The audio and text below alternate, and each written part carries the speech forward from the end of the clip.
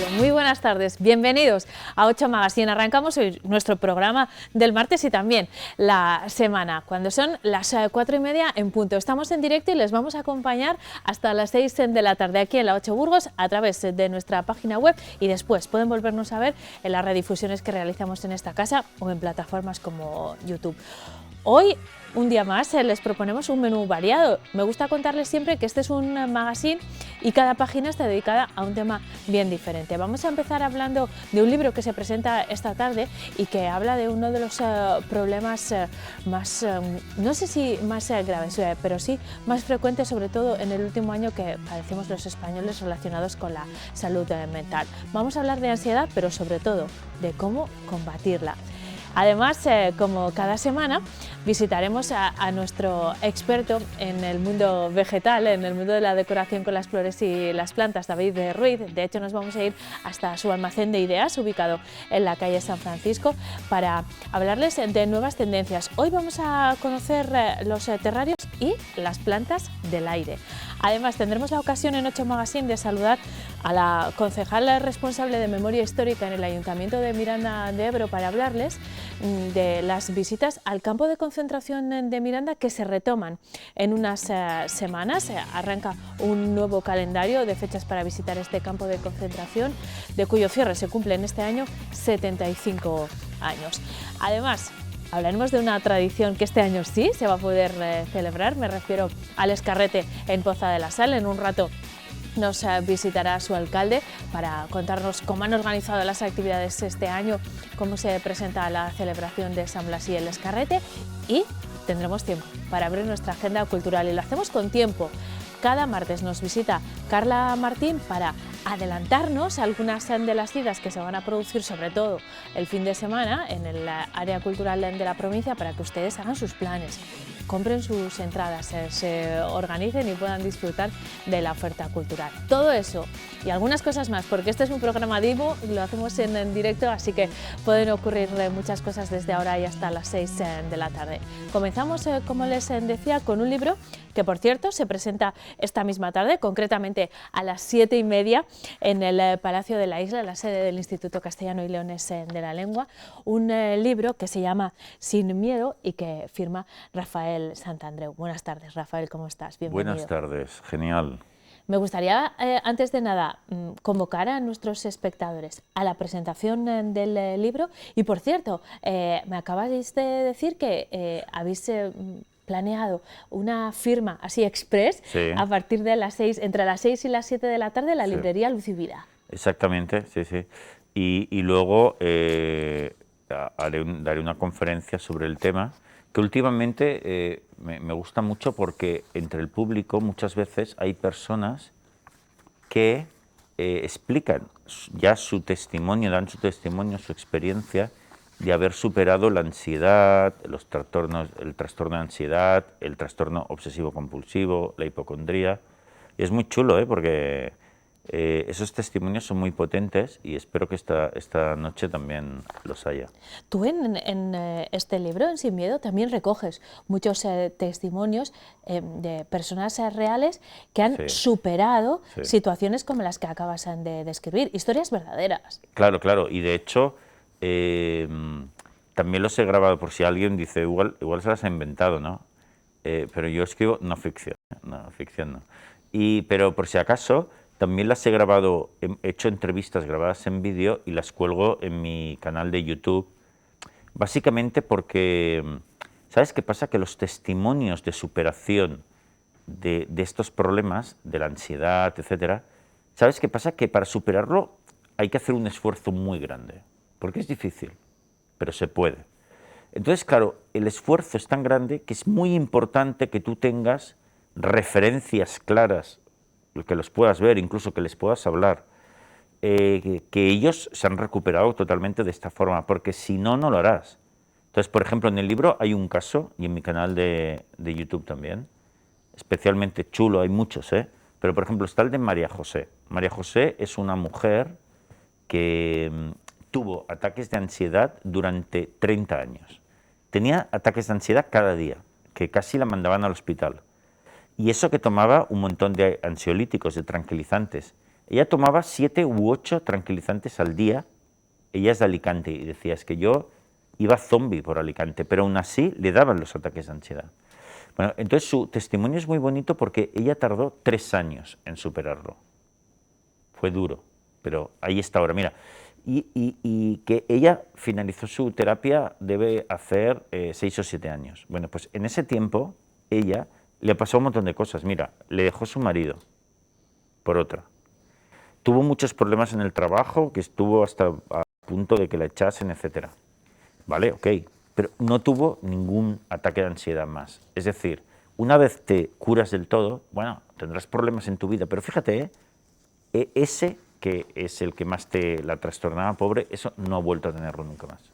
Ese es un caso que explicas en tu libro, que es Sí. un libro eminentemente práctico, porque a lo largo del libro explicas cómo se puede Claro. superar situaciones de este tipo, como los ataques de ansiedad, pero también otras situaciones relacionadas siempre con las emociones negativas, utilizas ese término y explicas un método detallado, explicas cómo hacerlo. Se puede hacer y se hace de esta manera. Esa es la tesis principal del libro. Claro, totalmente, ¿no? De hecho, yo no sé si te he comentado antes que de hecho estoy cada semana colgando testimonios en mi canal de YouTube. Ya llevamos unos 55 en estos momentos. Y muchas de las personas que se prestan para dar el testimonio no han hecho terapia, lo han hecho a través del libro, han hecho autoterapia con ese método, ¿no? El método tiene 4 pasos, que son afrontar, aceptar, flotar y dejar pasar el tiempo. Ya vemos que los 2 primeros se entienden muy bien, ¿eh? Afrontar y aceptar. Bueno, hay que ir a buscar tu miedo, tu fuente de temor irracional y vivirlo y aceptarlo.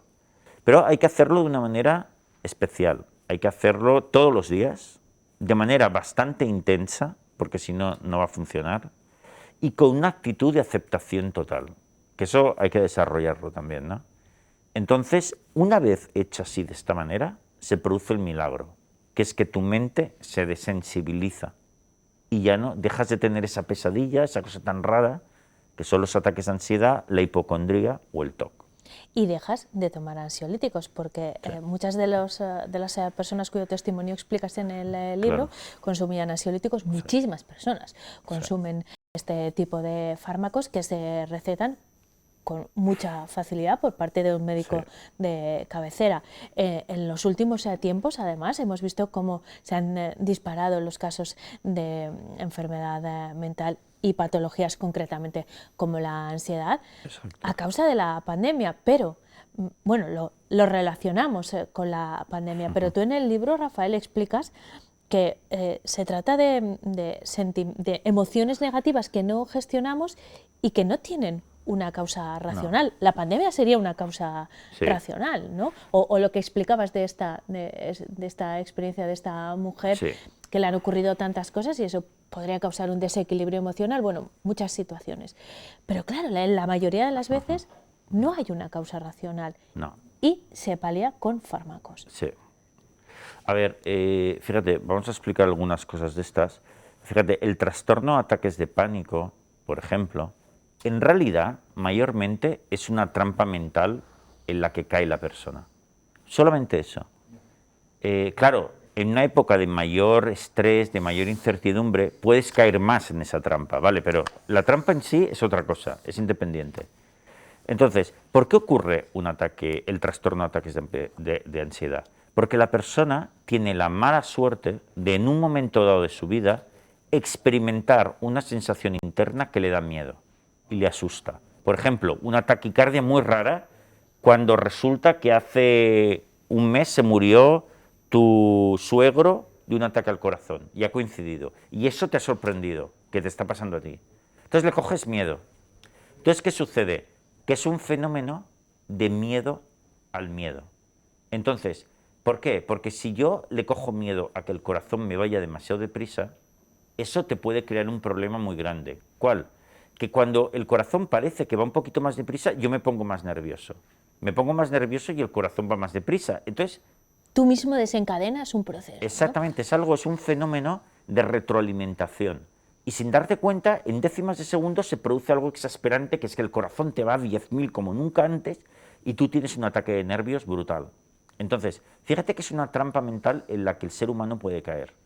Y claro, luego lo que comentamos de los ansiolíticos es lo siguiente, que el ansiolítico funciona, es decir, reduce la ansiedad que tú estás viviendo en ese momento, pero tiene un problema, ¿no? Que al mismo tiempo le estás transmitiendo a tu mente que hay algo que temer, que hay una amenaza. Entonces aumenta, en realidad el miedo aumenta. Por lo tanto, es algo muy paradójico. El ansiolítico, para estos problemas, hablamos siempre, para estos problemas, no es la mejor medicina. Hay que usarlo con mucho tiento, ¿no? Y la gente, lo que sucede es que los empieza a tomar de manera continuada y el problema aumenta, aparte que se hacen adictos a ellos, ¿no? Entonces, mucho cuidado con los ansiolíticos.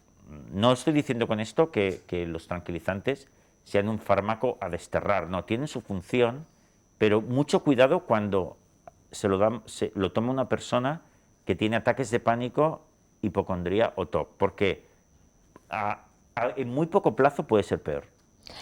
Yo he relacionado el incremento de casos de ansiedad, depresión, trastorno obsesivo compulsivo con la pandemia, pero es verdad que este tipo de patologías vienen incrementándose desde hace cierto tiempo. Y justo antes de saludar a nuestros espectadores estábamos hablando de que este es un problema occidental y contemporáneo, ¿no? Que una generación atrás no tenía tiempo de tener problemas de ansiedad o tenía otros problemas mucho más urgentes Sí, que que evitaban que cayesen en ese. Sí. Lo que quiero decir es, ¿qué le está pasando a esta sociedad, Rafael, para que tengamos estos problemas de salud mental, que son problemas enormes y que afectan a muchísimas personas y que son problemas reales, sí, que compararlos con otras sociedades igual no tiene sentido o con otros momentos? Pero algo está ocurriendo para que sea tan general, ¿no? ¿Cuál es el problema? Sí que tiene sentido compararlo porque te da pistas de por qué está sucediendo esto, ¿no? Bueno, hay varias explicaciones por las cuales se está produciendo un aumento increíble de estas problemáticas, ¿no? A ver, una explicación clara es, o seguro que juega un rol muy importante, es que nosotros estamos haciendo la vida muy compleja y no nos damos cuenta. Nos podemos dar cuenta si, por ejemplo, haces un ejercicio que es comparar nuestras vidas con la de nuestros abuelos, que hace poco tiempo, no hace tanto tiempo. Mira, mi abuelo, por parte de padre, vivía en el Pirineo, en lo alto de una montaña. Era pastor y agricultor en su propia granja allí.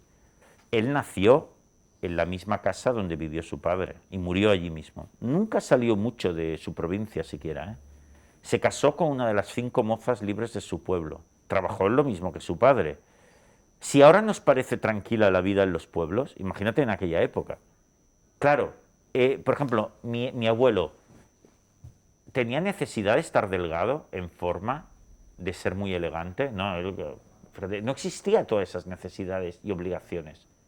Entonces nosotros, año tras año, década tras década, hacemos la vida más complicada y con más superexigencias. Y más. Y no nos damos cuenta porque es muy gradual, ¿sabes? Entonces, ¿qué pasa? Que para ser feliz y mantener la cordura en nuestro tiempo actual, hace falta, se puede hacer.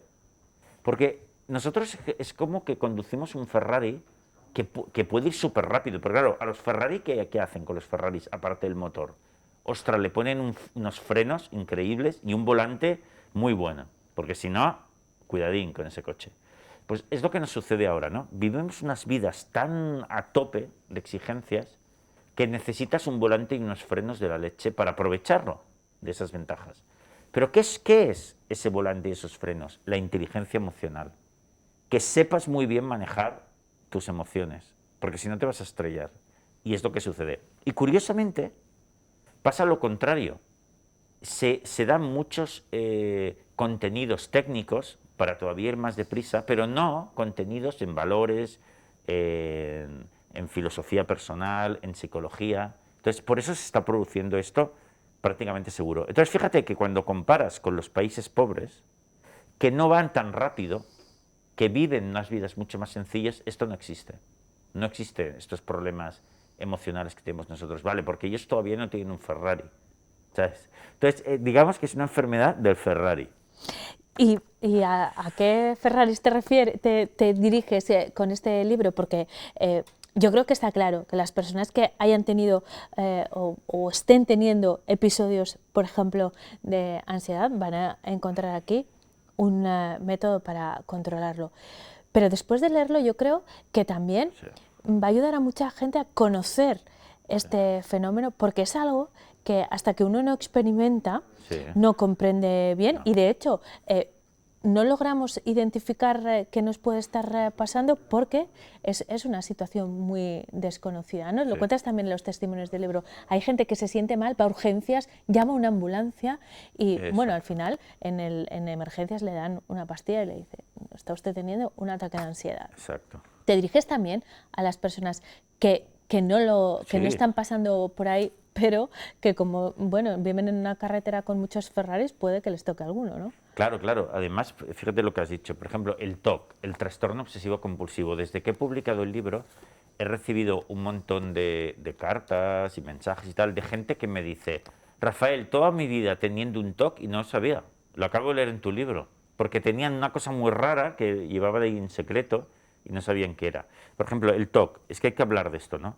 El TOC es antes te he comentado que nosotros podemos cogerle miedo a una sensación interna, que el corazón te va muy deprisa, que te sube la tensión arterial, ¿vale? Pero también le puedes coger miedo a otra cosa interna, que es a tus propios pensamientos. Y eso es el TOC. Son personas que le cogen mucho miedo a pensar en algo y entonces eso les persigue, ¿sabes? Eso crece en bucle. Por ejemplo, un TOC muy típico es, le llamamos el TOC de la homosexualidad, que hay personas que piensan, pero seré homosexual, y están todo el día dándole vueltas a si son homosexuales o no, fijándose si hay personas del mismo sexo que les gusta o no, pero están así todo el día durante años, y es imposible aclararlo. Suena raro, pero lo tiene un 5% de la población, que es una barbaridad, 5% es muchísimo. Entonces, por ejemplo, el que más se conoce el TOC es el de los gérmenes, ¿no?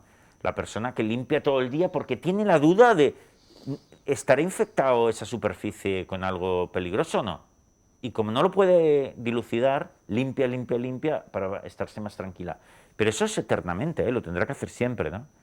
Entonces, el TOC también se cura y se cura con el mismo método, por eso está en el mismo libro, con el método de exponerse a ese miedo una y otra vez voluntariamente hasta dejarlo de tener miedo, hasta desensibilizarse.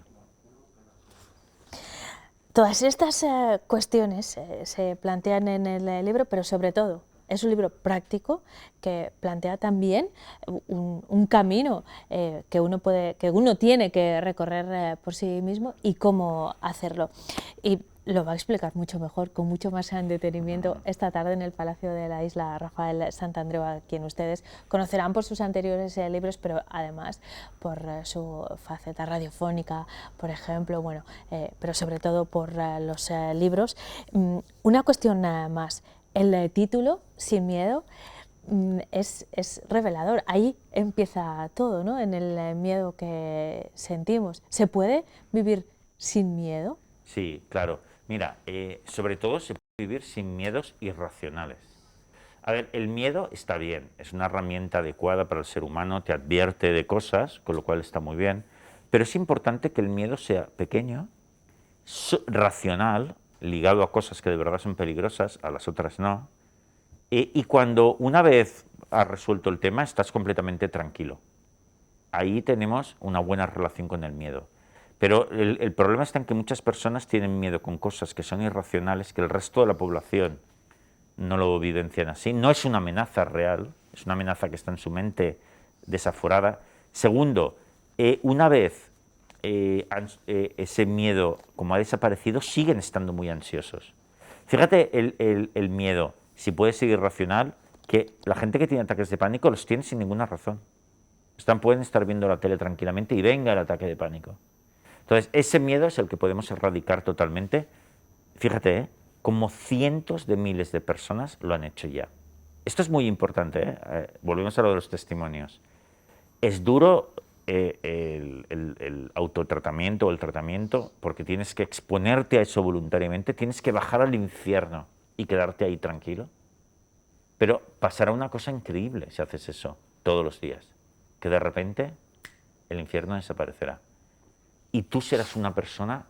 Mira, muchos de mis pacientes me dicen, Rafael, es como si hubiese ido al IKEA y me hubiesen cambiado el cerebro por uno nuevo. Digo, vale.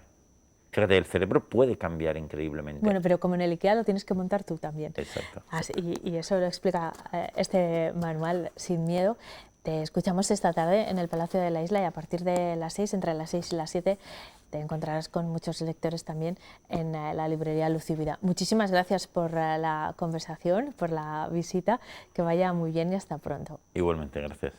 En 8 Magazine son las 4 y 51 minutos, nos vamos hasta la calle San Francisco. Cambiamos mágicamente, no, televisivamente de ubicación para hacer nuestra visita semanal a David Ruiz, que nos va a hablar de los terrarios y de las plantas del aire. A continuación.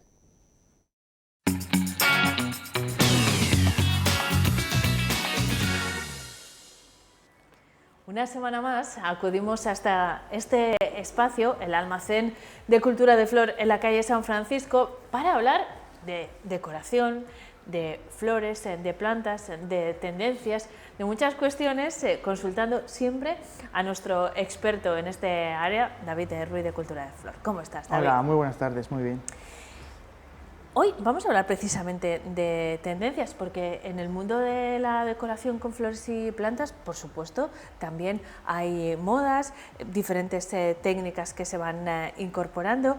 La de hoy es una de esas bastante innovadora y de bastante actualidad, David. Sí, es de bastante actualidad porque, bueno, como bien decimos, nosotros lo llevamos diciendo desde que empezamos a hablar, que al final las redes sociales, sobre todo, pues ponen muy de moda o de tendencia cosas en muy poco espacio de tiempo, es decir, que se ponen enseguida, en cuanto 4 decoradores, instagramers, pues ponen algo de moda, enseguida la gente lo demanda, ¿no? Entonces, bueno, pues nosotros rápidamente intentamos pues ver cómo son las mejores opciones y traerlo, ¿no? En algunos casos los pioneros sois vosotros, por ejemplo, desde Cultura de Flor, en algunos temas los marcadores de tendencia están aquí. Tendremos ocasión, además, de comentarlo a lo largo de las próximas semanas. Hoy vamos a hablar de una de esas tendencias que está muy de moda, David, que ha habido toda la vida, pero bueno, sí, se han transformado, ¿eh? Sí, ha habido toda la vida. La verdad es que los terrarios es una cosa que lleva toda la vida existiendo. Lo que pasa es que, bueno, en los últimos meses, digamos en el último año, se han puesto como muy de moda y mucha gente nos los demanda, ¿no? Entonces, pues bueno, la verdad es que son elementos de decoración como muy curiosos, porque son elementos de decoración que no requieren mucho cuidado, que nos dan mucho, bueno, pues la imagen que tienen es como muy bonita. Hay muchísimas formas, o sea, la verdad es que el tema de los terrarios es amplísimo. Nosotros hemos traído aquí, para que vean nuestros espectadores, tenemos aquí uno ya le tenemos acabado, un terrario cerrado, que es uno de los que más se demandan, pues porque al final son espacios cerrados que cumplen, digamos, como pequeños microclimas. O sea, todo esto consiste en hacer como pequeños microclimas dentro de estos recipientes. Entonces ellos mismos se autoabastecen de la humedad que tienen, van creciendo, la luz, la temperatura está regulada. Bueno, pues se pueden abrir, pues hay algunos que incluso se cierran herméticamente y no se abren, que ellos mismos hacen el propio ciclo de completo, evaporan el agua cae, es la humedad, se decanta ahí como un ciclo del agua natural. Se hace exactamente un microclima.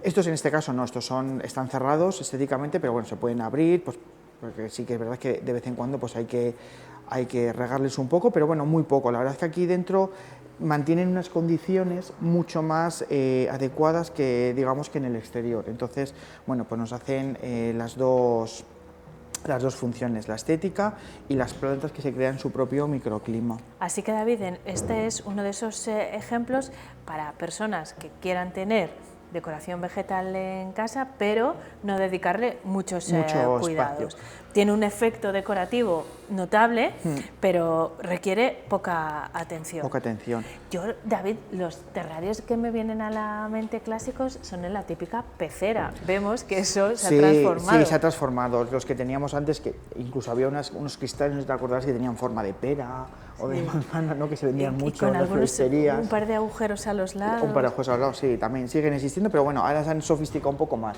Se hacen un poquito más bonitos, por ejemplo, con plantas grasas, con sus musgos, además tienen todos los estratos de la tierra, pues un poco el drenaje, el tipo de tierras que llevan, los sustratos, se ve cómo filtra el agua. A ver, yo creo que tienen su punto más estético. Luego tenemos pues composiciones de estas que son como más, bueno, pues más normales, o sea, que están más vistas, pero yo creo que en cristal quedan muy bonitos. Y ahora, por ejemplo, os voy a enseñar un tipo de plantas que se utilizan mucho en terrarios y que, bueno, pues esto sí que se ha puesto también de moda últimamente mucho, que son las famosas plantas del aire, que son plantas que prácticamente viven del aire, solo necesitan un poquito de pulverización.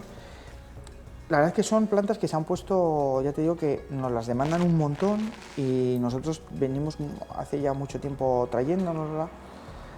Y bueno, son plantas como muy curiosas, que se meten en los terrarios, lo único que necesitan es pues un poquito de pulverización. O sea, no tienen así. raíz que entre en el sustrato, ¿no? No, viven del aire.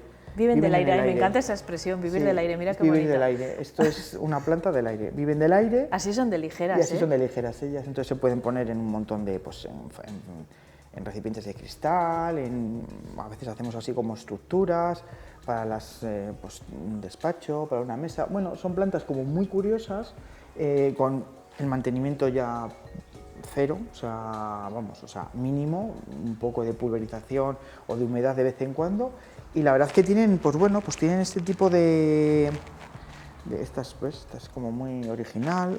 Y para mira, ahora que decías lo de la oficina, para un ambiente como aséptico, ¿no? Sí. Es muy apropiado porque es un toque vegetal, pero poco aparatoso. Claro, por eso me parecen como muy bonitas, me parecen como unas plantas que son muy fáciles de colocar bueno, pues en oficinas o en sitios igual que no. Porque a ver, esto de las plantas al final, claro, hay que ver muchos contextos, ¿no? Es igual que cuando nos dicen cómo hay que cuidar esta planta, yo siempre digo lo mismo, pues para dar una respuesta más concreta tenemos que saber dónde está la planta, qué cuidados, o sea, todo lo que la rodea, el contexto. Las condiciones que la rodean de luz, de calor, porque no es lo mismo una casa que otra, la orientación en la que se sitúa, si sufre corrientes de aire o no. Si no tiene luz, corrientes, la temperatura, la humedad, pues muchos sitios. Entonces, bueno, hay sitios en los que es muy complicado tener plantas.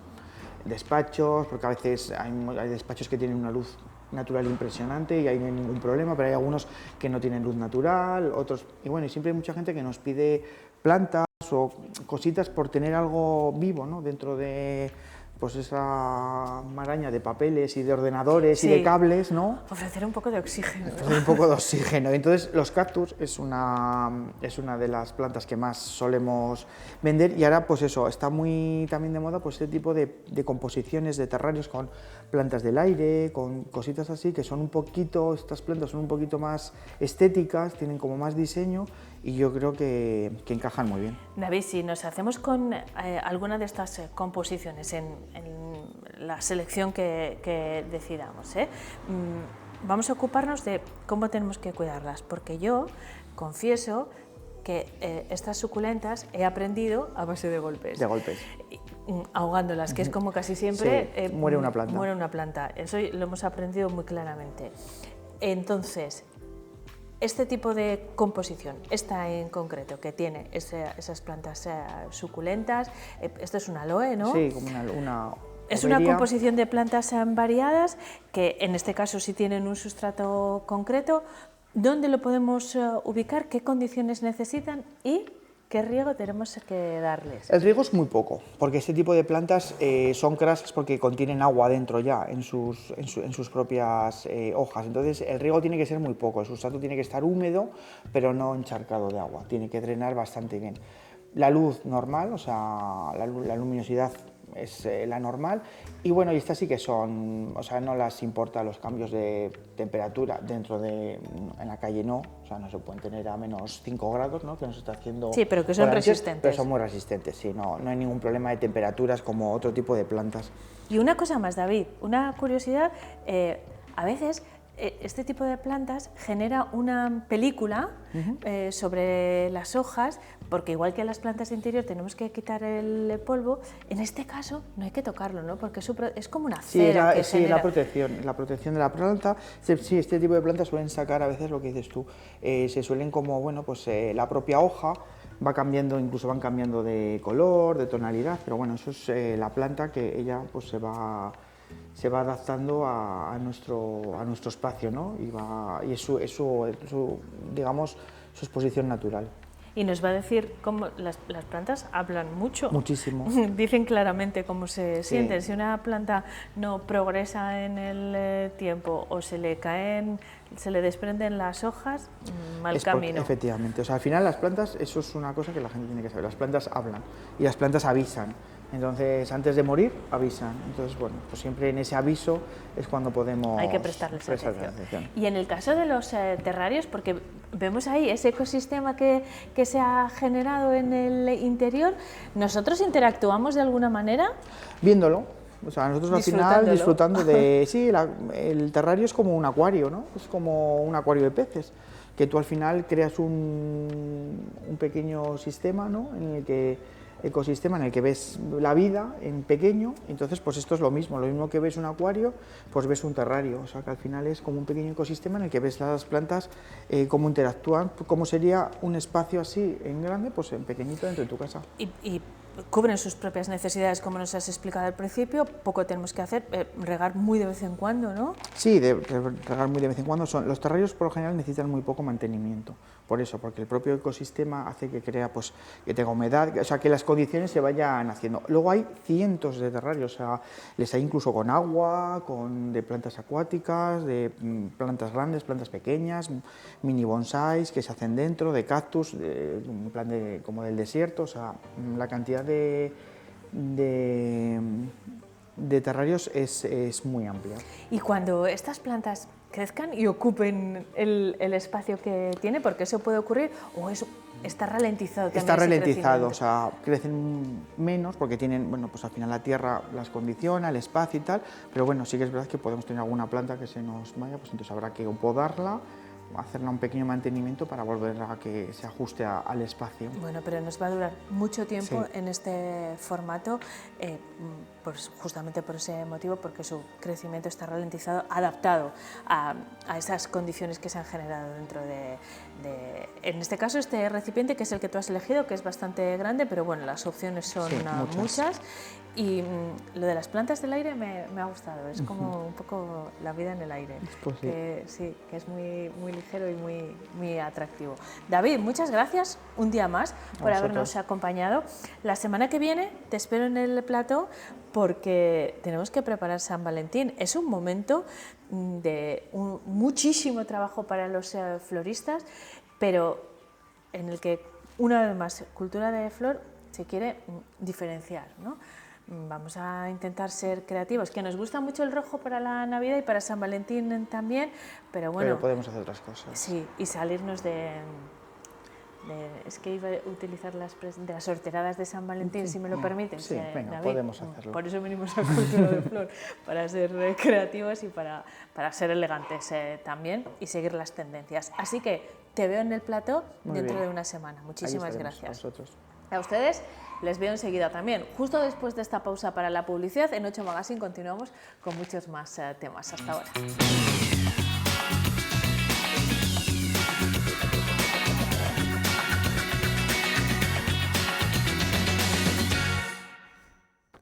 Son las 5:11 y estamos de vuelta en 8 Magazine, en directo como siempre. En los próximos minutos vamos a hablarles de una actividad que se retoma a partir del fin de semana del 12 de febrero. Desde el 12 de febrero y durante diferentes citas hasta el mes de agosto se retoman las visitas guiadas gratuitas al Centro de Interpretación, al Jardín de la Memoria y a los restos del campo de concentración de Miranda de Ebro. Es una actividad sobre el campo de concentración que se cerró en Miranda de Ebro hace 75 años, de la que vamos a hablar con la responsable de Memoria Histórica en el Ayuntamiento de Miranda, Begoña González. ¿Qué tal, Begoña? Buenas tardes. Buenas tardes. Hace 75 años que se cerró el campo, esa ya es una buena noticia. La mala fueron los años que estuvo en funcionamiento, que fueron alrededor de 10, y la buena también es que desde el Ayuntamiento de Miranda habéis decidido hace ya una temporada, condicionados después por la pandemia, organizar estas visitas guiadas para conocer esa parte de la historia y desde luego, evitar que se repita, pero sobre todo poner en valor esa parte de la historia tan oscura y que tanto sufrimiento causó. Begoña, ¿cuándo arrancaron estas visitas y cuál era el objetivo que vosotros perseguíais con ellas? Bueno, estas visitas empezaron ya en el año 2019, cuando se creó la Concejalía de Memoria Histórica, ya que tenemos un centro de interpretación.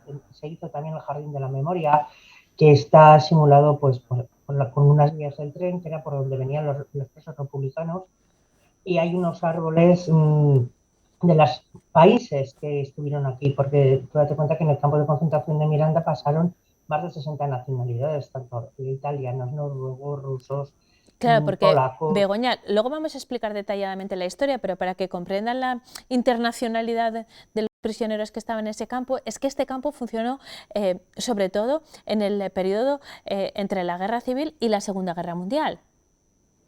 Efectivamente, por eso es el último campo que se cerró. Estuvo en activo 10 años después de la Guerra Civil, estuvo ya como pues hacía en el servicio militar, por decirlo de alguna manera, pero estuvo en activo hasta ese año. Entonces, es importante porque es el último que se cerró de toda España. Y nosotros queríamos con las visitas, pues eso, que la gente supiera lo que nos queda de los restos del campo, que lo conozca, que lo vea y por lo menos que conozca su historia y que no se vuelva a repetir.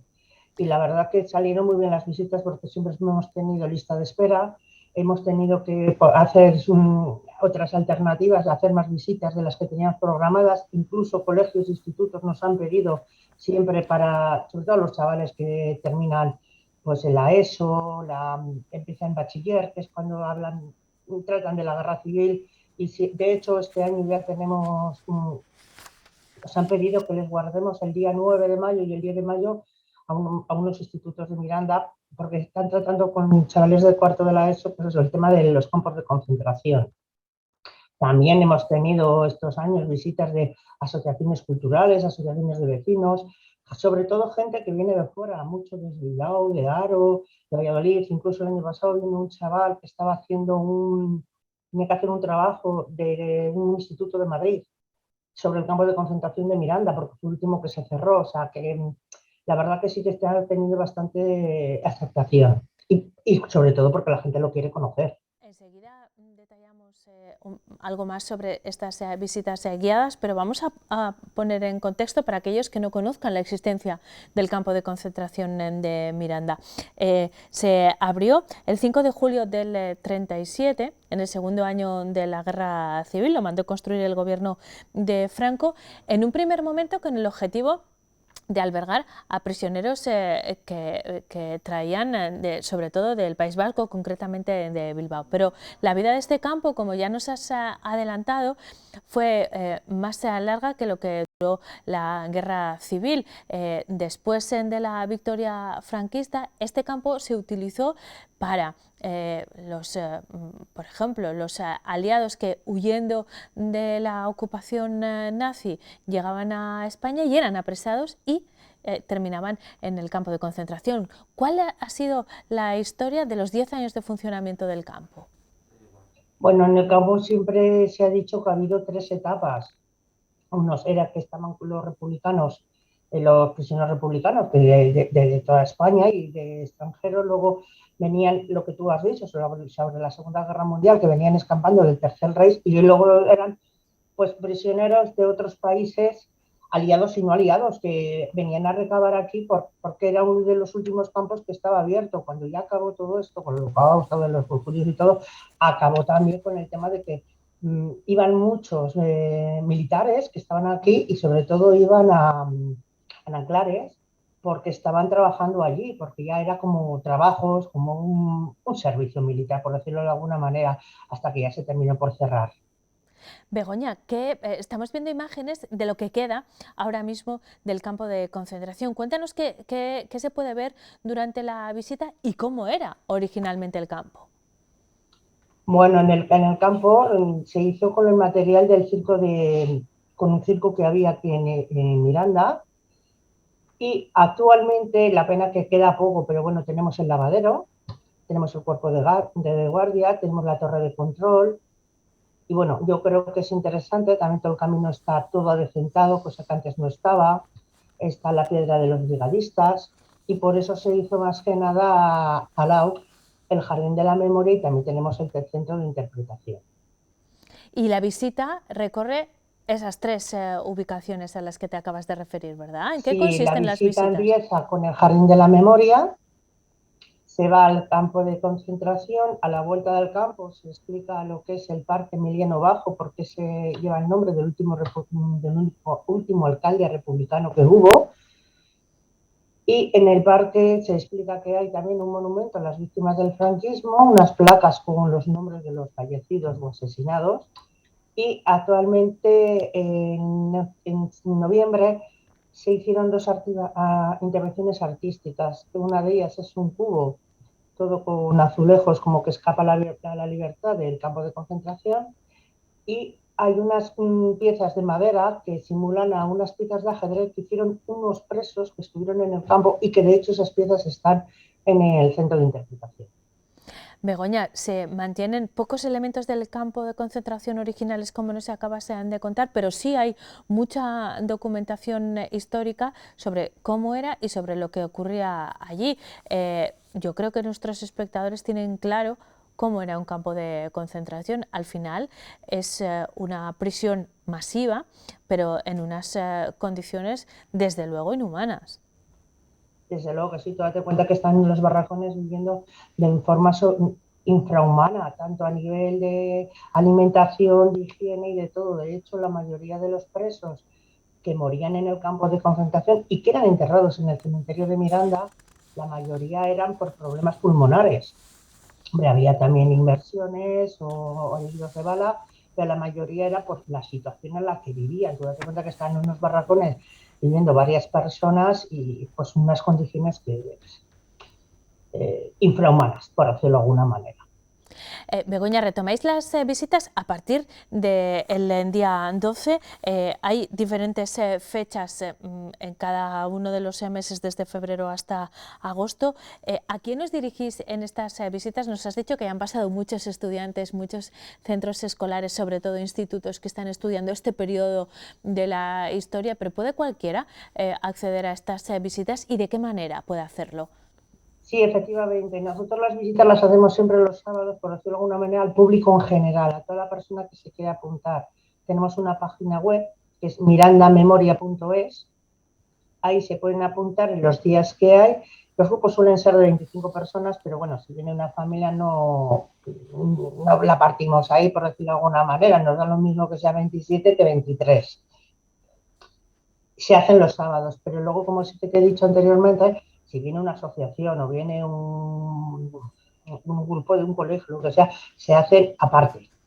Por ejemplo, en mayo Las fechas que tenemos para hacer las visitas son 14 y 28, pero por ejemplo el día 9 y el día 10 de mayo ya nos lo han pedido para unos colegios. Bueno, se van programando y se pueden reservar a través de esa página web que nos decía Begoña. Alrededor del campo y de la historia, como ya nos has contado, habéis realizado un centro de interpretación, el Jardín de la Memoria, pero tenéis previsto desde el Ayuntamiento de Miranda continuar realizando diferentes acciones destinadas a mantener vivo este lugar y sobre todo la historia que alberga, ¿no? Vais a realizar un monumento, tengo entendido, también en el cementerio. Sí, hemos recibido una subvención por parte de la FENA a través del Ministerio. Se nos ha concedido 10.000 euros y entonces vamos a hacer un monumento con una placa con todas las personas que murieron en el campo, pero que están enterrados en el campo en el cementerio de Miranda de Ebro. Porque, por ejemplo, a los franceses se les enterró en un principio en el cementerio de Miranda, pero luego les llevaron a Vitoria, al cementerio de Santa Isabel, pero todos los demás siguen estando en el cementerio de Miranda. Por este campo de concentración de Miranda de Ebro, que es el último que cerró en España, como nos ha explicado Begoña, pasaron alrededor de 65.000 personas de 60 nacionalidades, tuvo una población media de 3.700 reclusos. Hay mucha información, mucha documentación al respecto que también desde la concejalía que coordinas habéis recuperado. En cuanto al trabajo de investigación histórica, ¿se continúa en esa línea o dais por cerrada ya pues esa búsqueda de información y catalogación, Begoña? No, seguimos investigando porque nosotros, date cuenta que también nos hemos ido mucho a casi todos los archivos que tenemos de documentación de memoria. Hemos estado en Salamanca, en Alcalá, en Guadalajara, en Ávila, en Ferrol, y de ahí hemos sacado mucha documentación sobre el campo de concentración de Miranda y toda esa documentación la estamos teniendo en el centro de interpretación. Luego hubo una persona que compró en cajas de cerillas y mecheros, el campo de concentración nos los han cedido y hay mucha gente que nos cede fotografías, postales y eso está todo en el centro de interpretación y se puede ver.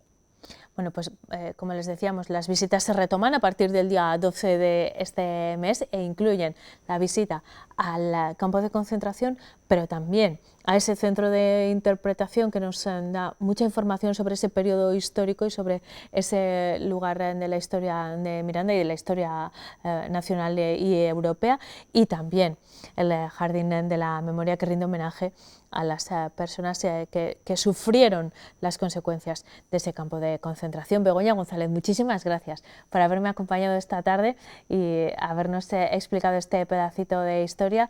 Esperamos volver a saludarte pronto. Muchísimas gracias. Gracias. En 8 Magazine nos ocupamos ahora de la previsión meteorológica, después abordamos la agenda cultural.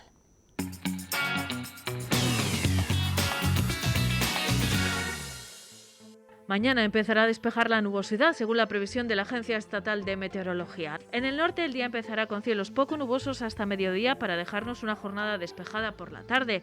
En Villarcayo se prevé una máxima de 16 grados y una mínima de 1 bajo cero. En Miranda la jornada arrancará con niebla que podría persistir hasta mediodía, cielos poco nubosos en la segunda mitad de la jornada y temperaturas entre los 14 grados de máxima y los 2 bajo cero de mínima. En general soplará viento del nordeste y suben las temperaturas de forma notable y extraordinario localmente. Hacia el oeste se refleja este ascenso, hasta 19 grados de máxima podrían alcanzarse en Villadiego, 17 en Melgar y 18 en Sasamón en una jornada soleada.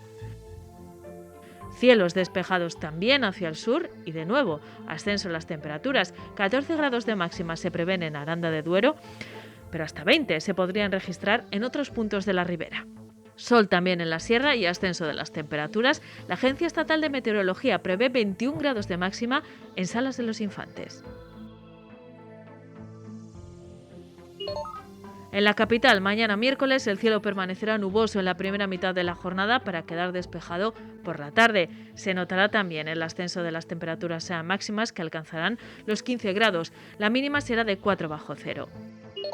Y de cara a las próximas jornadas, cielo muy nuboso el jueves y la tarde del viernes. Valores en descenso, pero máximas todavía suaves, superando los 10 grados.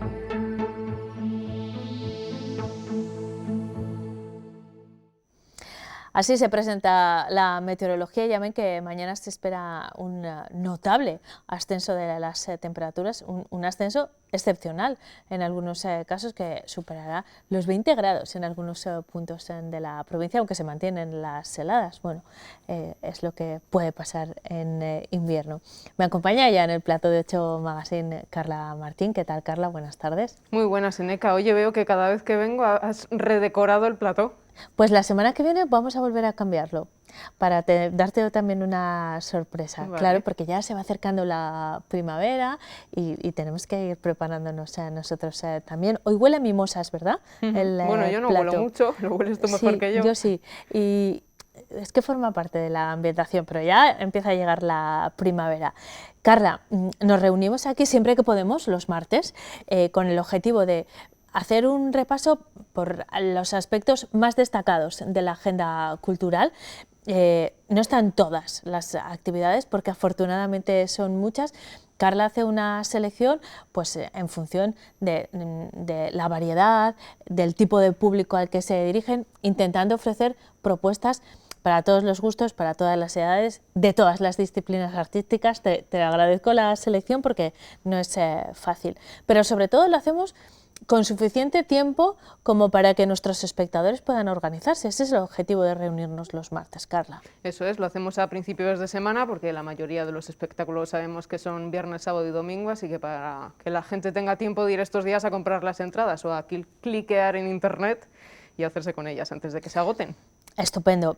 Vamos a empezar por la presentación de un libro que se va a producir el próximo jueves, ¿verdad? En el Museo de la Evolución, el jueves día 3, y que a mí me ha sorprendido porque el autor de este libro, que creo que es un poemario, ahora me lo aclaras, es una persona bien conocida por otra faceta profesional. Yo desconocía su parte poética. ¿Quién es, Carla? Claro, todos tú y yo le hemos entrevistado por otros motivos, sí.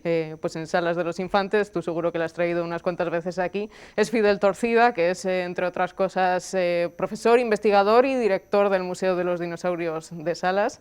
Y sí, ahora conocemos otra faceta suya, que es el de poeta. Lanza su primer libro, su primer poemario formado por una treintena de pequeñas obritas de poemas en las que refleja sus experiencias e inquietudes. Bueno, qué interesante, ¿no? Que tenga tantas facetas, alguien que además tiene un trabajo científico, parece muy alejado de la poesía, y sin embargo, mira, pues se unen las dos partes, la ciencia, en este caso la paleontología, y la poesía. Pues leeremos con mucha atención el libro de Fidel Torcida, que se presenta el jueves en el Museo de la Evolución Humana. Hablamos de música con firma burgalesa, y no es una errata lo que van a ver en nuestro rótulo, ¿verdad? Porque el nombre de esta artista burgalesa es así, Tereresa. Eso es Tereresa, es una joven artista burgalesa, como dices, 20 y pocos añitos, que bueno, actúa en la Sala Gamonal el viernes 4 para presentar su primer EP, con el que abrió, por cierto, esta última edición del Festival Tribu.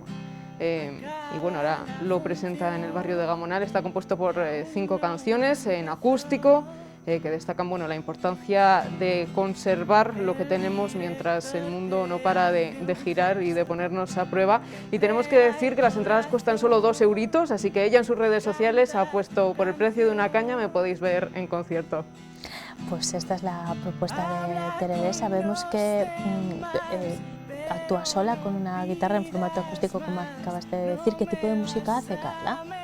Bueno, pues hace una música calmadita, podríamos decir, estilo popero. Pues yo creo que para gustos de jóvenes, adultos, este tipo de música lo bueno que tiene es que gusta a todo el mundo. Firma burgalesa en la Sala Gamonal, que tenemos que recordar, porque todavía estamos promoviendo la marca Sala Gamonal es la Casa de Cultura de Gamonal, Eso que ahora es. se llama Sala Gamonal, Tereresa, el viernes en día 4. También en la Sala Gamonal, pero en esta ocasión el sábado, un espectáculo de Brahma Teatro que, bueno, a mí me lleva un poco al París más romántico, no sé si tiene que ver. Sí, eso es como una especie de tourné por la música de los años 20, 30 del siglo XX, al estilo pues piano, bar, cabaret, tocando artistas como Marlene Dietrich o Nina Simone, y es un repaso pues por las primeras canciones, esas primeras piezas musicales que llevaron la esperanza y los nuevos ritmos después de la guerra, de la Primera Guerra Mundial.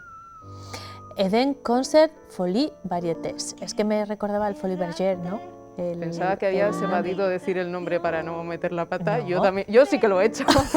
Para eso están los rótulos. Y bueno, igual no lo he dicho correctamente, pero como lo estaba leyendo, pues me he atrevido. Esta es la propuesta del sábado en la Sala Gamonal también.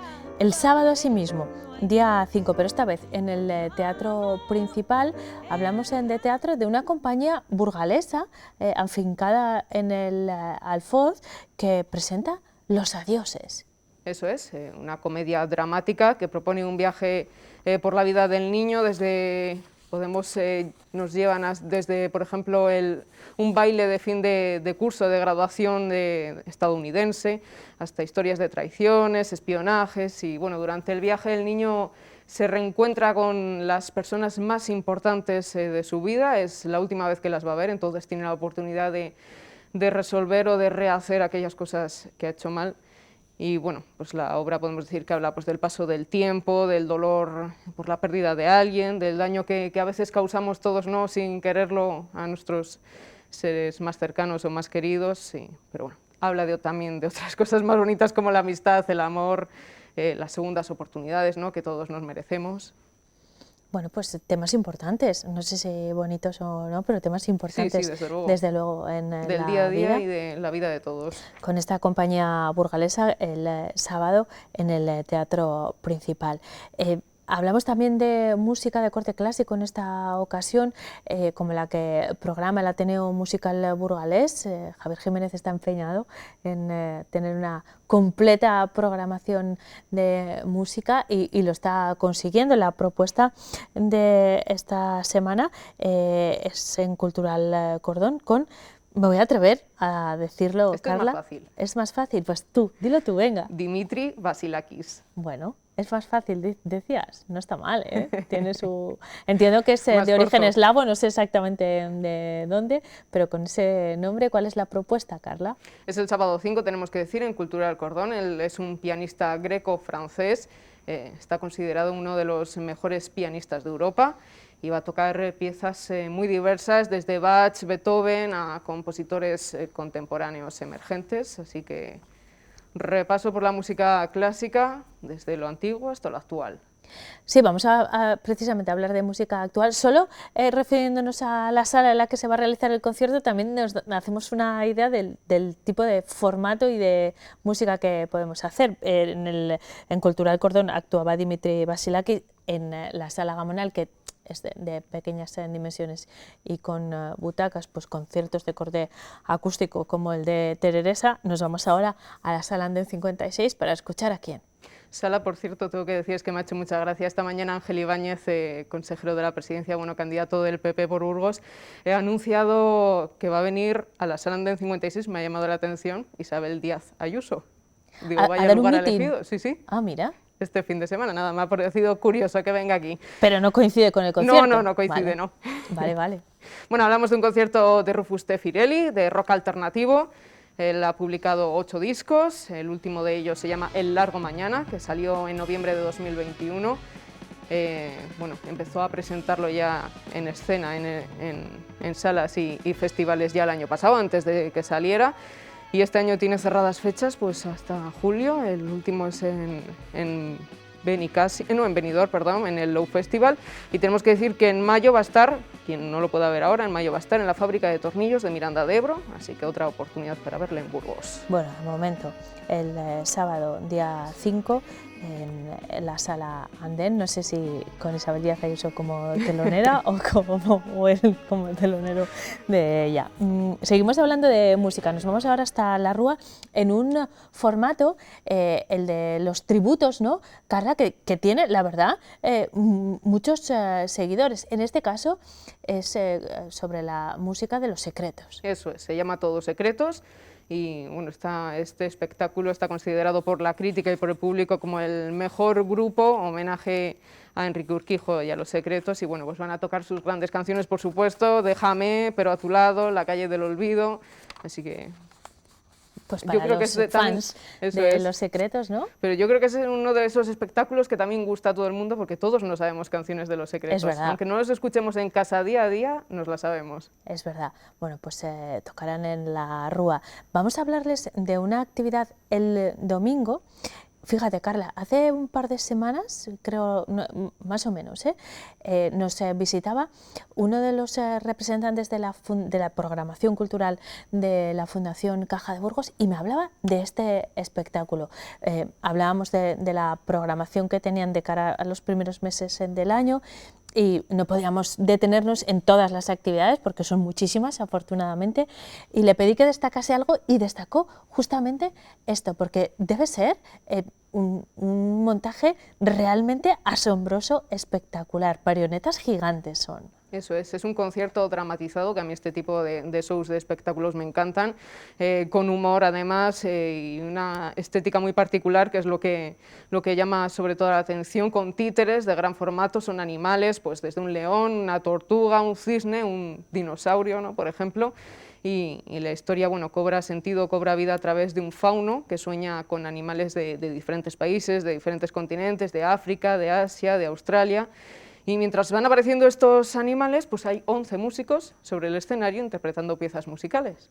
Y hasta 10 o 14 personas moviendo las marionetas, porque son de unas dimensiones, estamos acostumbrados a las marionetas de mediano o pequeño formato, estas son enormes, gigantescas. Sí. Bueno, nosotros nos sumamos a la recomendación que realizaban desde la Fundación. Y nos despedimos desde el Teatro Apolo de Miranda, donde este fin de semana, concretamente el sábado, se representa un clásico, el clásico de los clásicos casi, ¿no? Antígona. Bueno, es una obra en este caso interpretada por un elenco bastante amplio, pero vamos a destacar a 3, Irene Arcos, Fernando Cayo y Clara Sanchís. Y bueno, pues es una versión diferente del clásico que todos conocemos, que ahonda en temas como la democracia, el poder, la desinformación como estrategia en procesos democráticos. Y bueno, el dramatismo no es todo drama, se mezcla, se entrelaza con comedia, con ironía, con sarcasmo. Una oportunidad de conocer el clásico de una manera diferente, más actualizada. Eso es, y de revisarlo, ¿verdad? Que siempre es interesante. Carla, te voy a proponer yo una cita más, que va a ser justo el tema que vamos a abordar tras la pausa para la publicidad. A todas estas propuestas culturales añado yo el Escarrete en Poza de la Sal, que se va a celebrar este fin de semana. Es una fiesta de interés turístico regional que culminará con la danza del Escarrete el domingo, pero que tiene actividades desde el sábado, ¿eh? Si quieres más detalles, quédate, porque lo abordamos justo después de esta pausa para la publicidad. Gracias, Carla. Pues me quedo, gracias. Hasta ahora.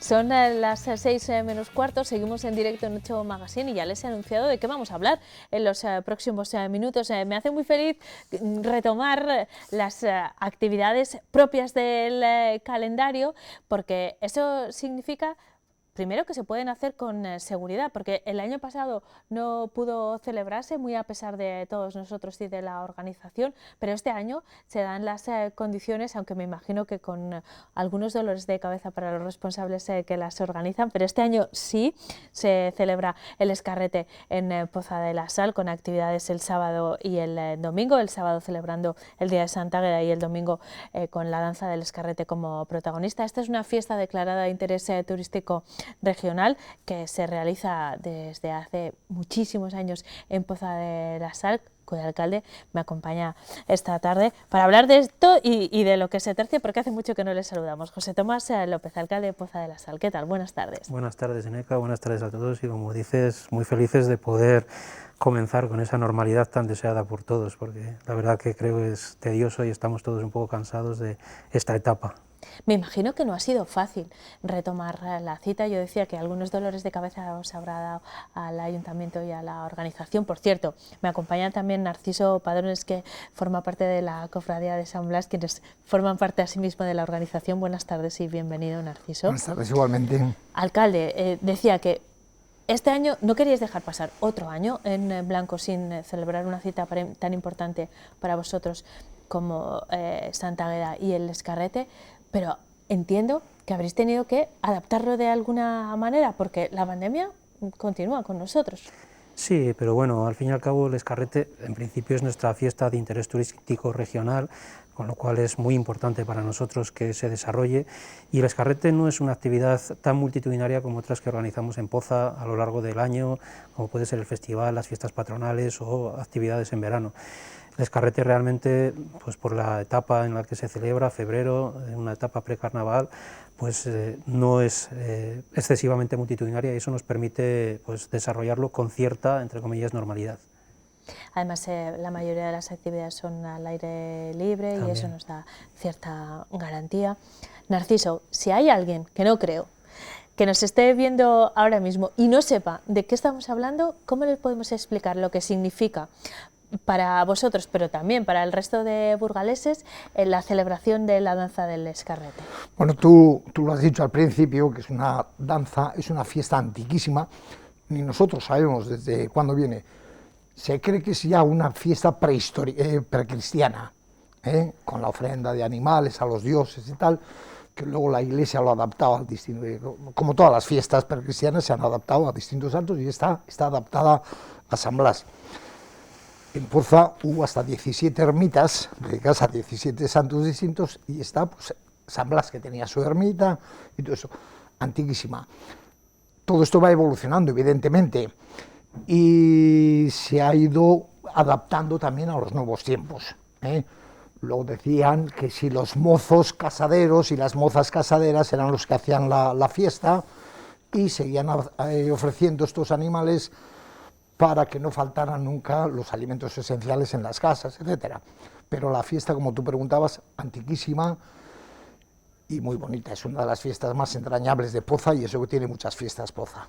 La danza se realizará el domingo día 6 a las 5 de la tarde en la Plaza Nueva, pero la celebración arranca desde el sábado, que se celebra el día de Santa Águeda, con bueno, diferentes actividades muy propias también de Poza, con personajes muy propios y de origen antiquísimo, como nos contaba Narciso, desde los negros, que son los protagonistas de esa jornada del sábado. ¿Qué va a ocurrir el fin de semana? Así, a grandes rasgos, alcalde. Sí, pues bueno, efectivamente es una fiesta con raíces paganas, y el sábado los mozos de Santa Águeda, que llamamos, son los mozos que se tiznan de negro con carbones, etcétera, pues transitan por toda la localidad solicitando el aguinaldo a los vecinos para la financiación de esta fiesta.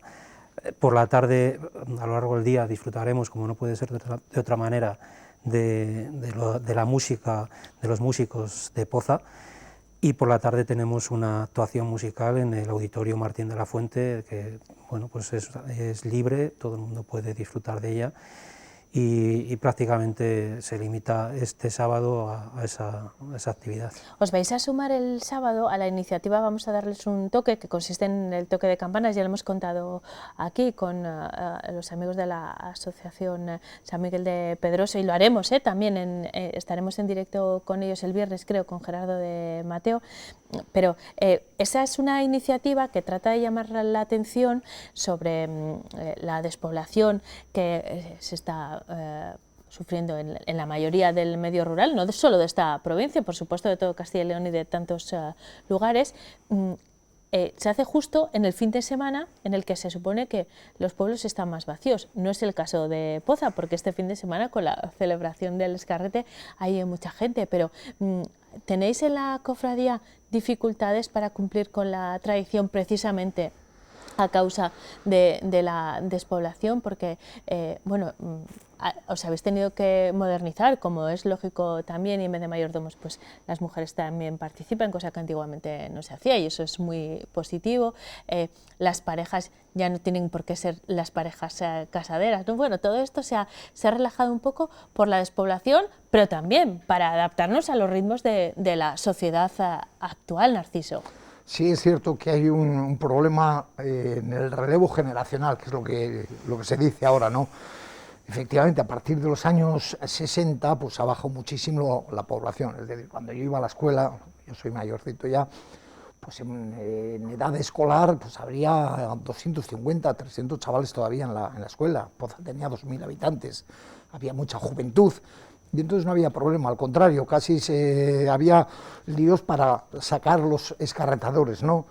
Ahora no, ahora el mayordomo o la mayordoma, como es en este caso con Puri, la que celebra la fiesta, que es la que se encarga de organizarlo, pues supongo que ha tenido sus problemas para conseguir 4 o 5 parejas, y hay que recurrir siempre a amigos muy allegados y a familiares, a chicos, sobrinos, primos, oye, mira, echadme una mano. Bueno, de momento no ha habido ningún problema desde que se Eso te iba a decir, reinició otra Narciso, vez. no ha faltado nunca. Candidatos para realizar el baile, ni personas que lo sepan, ni ha faltado la indumentaria tradicional, ni cumplir con todo el protocolo de esta fiesta tan antigua y tan llena de simbolismo, no ha faltado. Sí. Bueno, es que nunca ha faltado. Si partimos de la base que decía antes, de que antes había mucha gente y que los trajes típicos de Pozana los tenían particulares, señoras particulares que los conservaban de sus abuelas, de sus bisabuelas en el armario con la naftalina y todo esto, y se iban prestando. Ya llegó un momento que el ayuntamiento se adquirió unos trajes y los tiene guardados, esos los presta el ayuntamiento, ya ahí no hay ningún problema para que todos vayan igual, que las faldas sean todas iguales, los pañuelos y todo eso, pero el relevo generacional nos da miedo. De momento no ha habido ningún problema, es cierto. Sí que es cierto que en los años 60 desapareció la cofradía por falta de gente, falta de estímulo, pero fueron 8 o 10 años nada más. Hacia el año 70, 72, un grupo de jóvenes, más que jóvenes ya, mayorcitos, casados, oye, que tenemos que rehacer la fiesta del Escarrete, que es una pena, y salieron unos 15 o 20 personas. Y ese año escarretaron ellos, los mayores, con sus mujeres y todo eso, y desde entonces no ha habido ningún problema. Ese año, sería el 72-73, hubo un punto de inflexión, porque el escarrete es una degeneración del idioma, del vocablo desjarrete. La fiesta es el desjarrete, que es desjarretar a los animales que se ponen en el suelo, un pollo, un gallo, un conejo. Pero en aquella fundación, digamos, refundación de la cofradía de San Blas, se quedó muy claro que en adelante que no se tocaría a los animales con la espada. Antes sí, yo lo he conocido, y además la gente aplaudíamos cuando le daban en la cabeza o en la espalda. Desde entonces no se les toca a los animales. Pero eso vuelve al argumento de que también la tradición se va adaptando al momento y en la actualidad, aunque se utilizan animales vivos también en el baile, como estamos viendo en las imágenes, no sufren en absoluto. Nada. Por cierto, estas imágenes que estamos viendo corresponden a la celebración del Escarrete del año 2020, la última vez que se celebró hasta este fin de semana. Alcalde, en cuanto al tema de la despoblación o no, en Poza estáis empeñados en mantener, hago un paréntesis en la pandemia, vamos a hacer como que ese periodo no es que no exista, pero que es un periodo especial, en mantener actividad cultural y mantener las tradiciones, insisto, adaptándolas también al momento actual. Sí, sin ninguna duda. Me vas a permitir hacer un paréntesis porque se me había olvidado cierta actividad del sábado, que es que se abre al público el balcón del conjuradero. Sí. A partir de las 12 hasta las 2, que es un inmueble muy característico de nuestra localidad, es la principal puerta de la muralla, y bueno, pues la gente tiene la oportunidad de subir al balcón del conjuradero y disfrutar desde ese balcón de la inmensa vista que tenemos de Es un lugar privilegiado, ¿verdad? Sí, sin duda. Además, bueno, pues es uno de nuestros patrimonios más característicos, el balcón del conjuradero. Y el sábado es el único día del año que se abre al público para que la gente pueda visitar ese inmueble en su interior. Entre las 12 y las 2 pueden hacer. Eso es. Y apostillando lo que decías de la despoblación, desde luego sí es un reto el luchar contra esta lacra que tenemos en el medio rural. La agenda cultural de Poza, desde luego, es una agenda cultural muy densa. Tratamos para ello, la Concejalía de Cultura, con David a la cabeza, se esfuerza en dar actividad, sobre todo desestacionalizar esa actividad, porque bueno, pues Poza, gracias a Dios o satisfactoriamente, en verano es una población con un bullicio, una cantidad de gente inmensa, y cuando necesitamos realmente, pues eso, desestacionalizar la multitud, es cuando tratamos de dar esa actividad en la localidad. Hacemos un esfuerzo muy importante, es una lucha sin tregua para tratar de afianzar la población en la localidad. Estos meses, sin ninguna duda, son los más tristes o los peores en cuanto a población. También tiene su cierto encanto el estar en estos pueblos sin ese bullicio, sin ese jolgorio que tenemos en verano por todas las calles. Bueno, este fin de semana probablemente estará más concurrido de lo habitual. Solo nos queda compartir la invitación con nuestros espectadores, que se pueden acercar tanto el sábado como el domingo o los 2 días a Poza para vivir una nueva edición del Escarrete, alcalde, con los elementos tradicionales y con toda la seguridad. Sí, a Poza se pueden acercar tanto este fin de semana como cualquier fin de semana. Estamos a escasos 25 minutos, media hora de Burgos. Es una población que tiene un patrimonio inmenso y que, bueno, pues se puede disfrutar, cualquier burgalés o cualquier persona puede disfrutar de nuestro patrimonio, de nuestro castillo, de nuestro conjunto histórico, de nuestra iglesia, que está declarada Monumento Nacional. No cabe duda de que pues, es una visita que no se olvida. El emplazamiento de Poza encaramada a las laderas, en las laderas del páramo de Masa, es un emplazamiento muy llamativo que a la gente que no lo ha visto nunca le sorprende. Bueno, lo van a disfrutar mucho, particularmente este fin de semana por el Escarrete, pero cualquier fin de semana es bueno. Narciso, muchas gracias por la visita, que tengáis un buen fin de semana.